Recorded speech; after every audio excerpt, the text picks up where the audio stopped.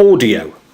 There are various ways of capturing audio which basically break down into two groups, analog and digital. Analog generally describes things recorded onto magnetic tapes, like a normal tape recorder or video recorder, and digital really refers to the modern technology or mini disc recorder, MP3 and so on.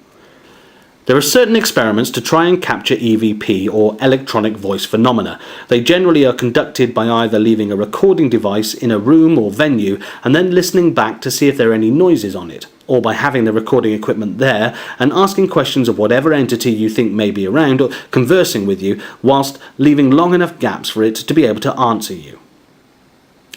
Analog, some people believe, is actually better for recording phenomena, and there are great sections on the internet devoted to EVP. I have yet to hear any that would really convince me of this system working, as most seem to have used filtering software to make it more audible or clear. The main issue we have with this is that this is how synthesizers work. If you take any sound and filter it and process it, you can make it sound like anything you want it to.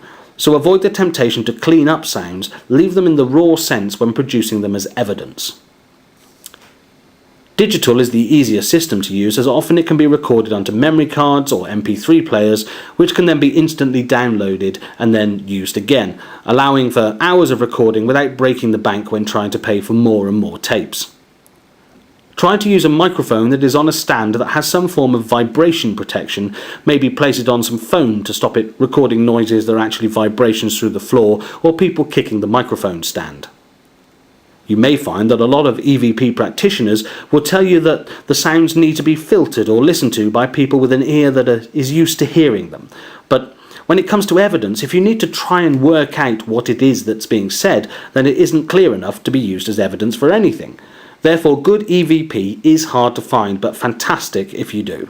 We recorded a few words being said in a pub that we are investigating, and because we had cameras in the room as well, we could go back and check that none of us made the noises we heard without resorting to ventriloquism, which I'm pretty sure none of us were capable of in that room.